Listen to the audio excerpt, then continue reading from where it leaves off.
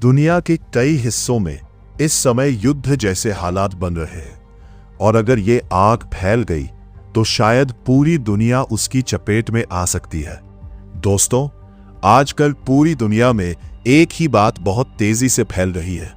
लोग बार बार ये कह रहे हैं कि शायद दुनिया एक बहुत बड़े युद्ध की तरफ बढ़ रही है। अगर आप सोशल मीडिया खोलते हैं या न्यूज़ देखते हैं तो आपको हर जगह यही सुनने को मिलता है कि कहीं मिसाइल हमले हो रहे हैं, कहीं ड्रोन से हमला किया जा रहा है और कहीं बड़े बड़े देश एक दूसरे को चेतावनी दे रहे हैं। इन सब चीज़ों को देखकर बहुत सारे लोगों के मन में ये सवाल उठने लगा है कि क्या तीसरा विश्व युद्ध होने वाला है, और अगर सच में ऐसा हुआ तो दुनिया का क्या होगा। लेकिन इस बात को समझने के लिए हमें थोड़ा इतिहास की तरफ भी देखना पड़ेगा, क्योंकि आज से लगभग 100 साल पहले दुनिया ने पहला विश्व युद्ध देखा था। उस समय भी देशों के बीच तनाव धीरे धीरे बढ़ रहा था, छोटी छोटी घटनाएं हो रही थी, लेकिन किसी को यह अंदाजा नहीं था कि एक छोटी सी चिंगारी पूरी दुनिया को युद्ध की आग में झोंक देगी।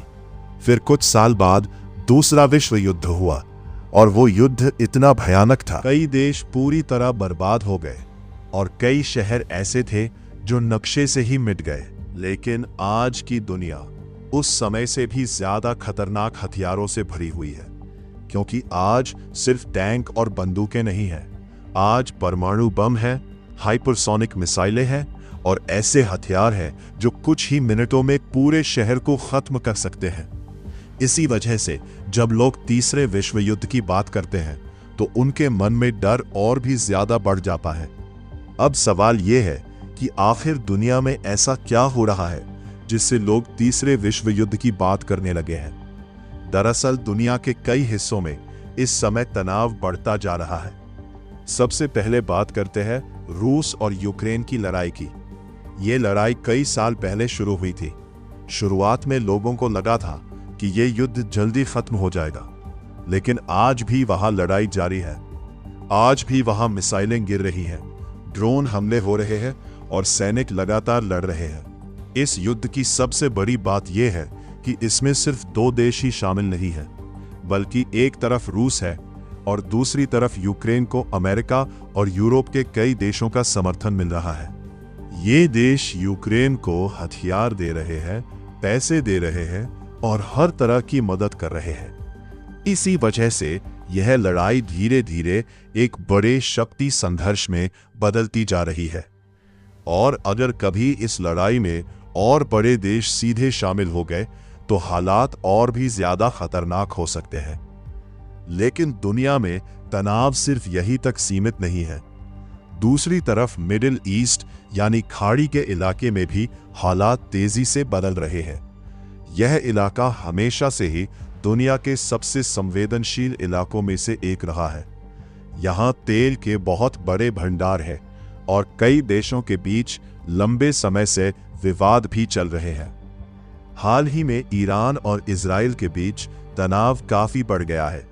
कभी मिसाइल हमले होते हैं, कभी ड्रोन गिराए जाते हैं और कभी खुलेआम चेतावनी दी जाती है। जब ऐसी घटनाएं होती है तो पूरी दुनिया की नजर इस इलाके पर टिक जाती है, क्योंकि अगर यहाँ युद्ध बड़ा हो गया तो उसका असर सिर्फ 1 या 2 देशों तक सीमित नहीं रहेगा, बल्कि उसका असर पूरी दुनिया पर पड़ेगा। तेल की कीमतें बढ़ सकती है, महंगाई बढ़ सकती है और कई देशों की अर्थव्यवस्था भी हिल सकती है। यही कारण है कि दुनिया भर के लोग आजकल तीसरे विश्व युद्ध की बात करने लगे हैं। लेकिन अभी सबसे जरूरी बात यह है कि दुनिया इस समय एक बहुत नाजुक दौर से गुजर रही है और इतिहास हमें यही सिखाता है कि बड़े युद्ध अचानक नहीं होते, उनके पीछे धीरे धीरे बढ़ता तनाव होता है, राजनीतिक फैसले होते हैं और देशों के बीच बढ़ती दुश्मनी होती है। अगर इन हालात को समय रहते संभाल लिया जाए तो बड़ी तबाही को रोका जा सकता है, लेकिन अगर छोटी छोटी चिंगारियां लगातार बढ़ती रही तो वही चिंगारी कभी कभी बहुत बड़ी आग बन जाती है। और यही वजह है कि आज पूरी दुनिया इन घटनाओं को बहुत ध्यान से देख रही है। अब सवाल ये आता है कि अगर कभी तीसरा विश्व युद्ध शुरू होता है तो उसकी शुरुआत आखिर कैसे हो सकती है? क्योंकि इतिहास हमें यह बताता है कि इतने बड़े युद्ध अचानक नहीं शुरू होते, बल्कि धीरे धीरे बनने वाले हालात और लगातार बढ़ते तनाव उन्हें उस मुकाम तक पहुंचा देते हैं जहां से वापस लौटना बहुत मुश्किल हो जाता है। आज की दुनिया में भी कुछ ऐसे ही हालात बनते हुए दिखाई दे रहे हैं। दुनिया के कई बड़े देश इस समय अपनी सैन्य ताकत को तेजी से बढ़ा रहे हैं।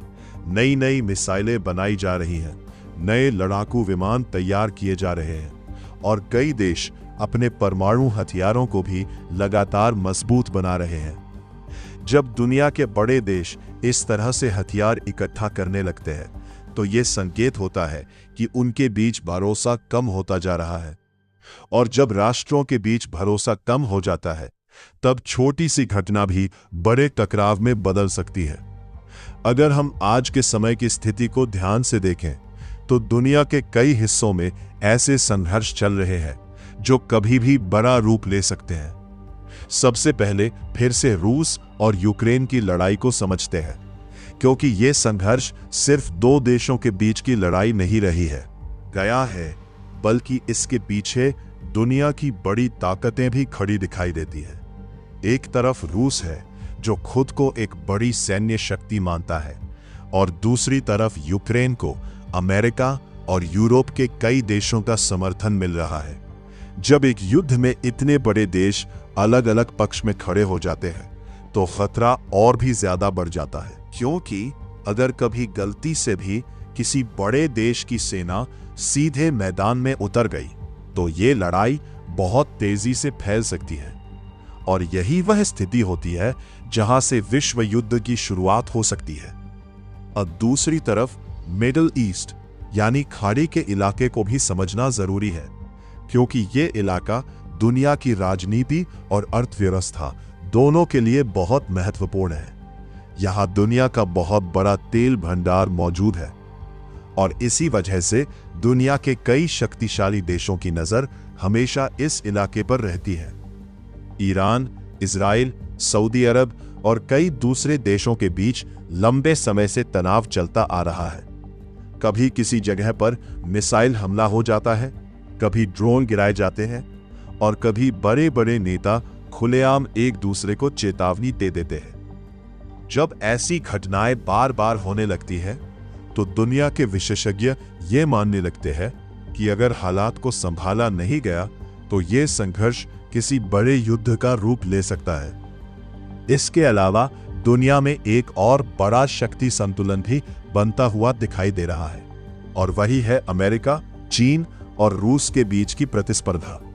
आज चीन बहुत तेजी से अपनी ताकत बढ़ा रहा है, उसकी सेना मजबूत हो रही है, उसकी अर्थव्यवस्था भी लगातार बढ़ रही है, और इसी वजह से दुनिया की राजनीति में उसका प्रभाव भी बढ़ता जा रहा है।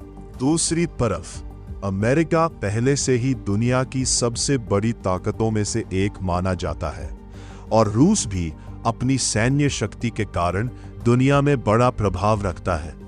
जब तीन बड़े देश इस तरह से अपनी ताकत दिखाने लगते हैं, तो दुनिया में शक्ति संतुलन बदलने लगता है, और यही बदलाव कभी कभी बड़े टकराव का कारण बन जाता है। आज के समय में युद्ध सिर्फ जमीन पर ही नहीं लड़े जाते, बल्कि तकनीक के जरिए भी लड़े जाते हैं। साइबर हमले एक नया हथियार बन चुके हैं। कई बार ऐसा होता है कि एक देश दूसरे देश के कंप्यूटर सिस्टम को हैक कर देता है, बिजली की व्यवस्था को प्रभावित कर देता है, या सरकारी सिस्टम को ठप कर देता है। अगर कभी बड़े स्तर पर ऐसे साइबर हमले होने लगे, तो पूरा देश कुछ ही घंटों में ठहर सकता है, और ऐसी स्थिति भी बड़े संघर्ष का कारण बन सकती है। अब सोचिए, अगर कभी इन सभी तनावों में से कोई एक घटना अचानक बहुत ज्यादा बढ़ गई, तो क्या हो सकता है? अगर किसी देश ने गलती से किसी बड़े देश के सैन्य ठिकाने पर हमला कर दिया, अगर किसी मिसाइल को गलत समझ लिया गया, अगर किसी सीमा पर बड़ा सैन्य टकराव हो गया, तो कुछ ही दिनों में हालात इतने बिगड़ सकते हैं कि कई देश एक साथ युद्ध में कूद सकते हैं। और यही वह स्थिति होगी जिसे दुनिया तीसरे विश्व युद्ध के रूप में देख सकती है। लेकिन इस पूरे मामले में एक और महत्वपूर्ण सवाल है, और वो ये है कि अगर कभी ऐसा युद्ध हुआ तो उसका असर दुनिया के आम लोगों पर कैसा पड़ेगा। क्योंकि युद्ध सिर्फ सैनिकों के बीच नहीं होता, उसका असर हर उस इंसान पर पड़ता है जो इस धरती पर रहता है। जब युद्ध होते हैं तो सबसे पहले अर्थव्यवस्था प्रभावित होती है। तेल की कीमतें बढ़ जाती हैं, व्यापार रुक जाता है, महंगाई तेजी से बढ़ने लगती है और कई बार जरूरी चीजों की कमी भी होने लगती है।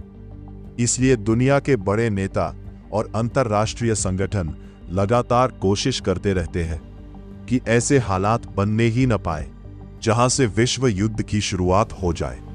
लेकिन इसके बावजूद दुनिया के हालात को देखकर कई लोग चिंतित जरूर हैं, क्योंकि इतिहास हमें बार बार ये सिखाता है कि जब दुनिया में कई जगह तनाव एक साथ बढ़ने लगते हैं तो भविष्य अनिश्चित हो जाता है।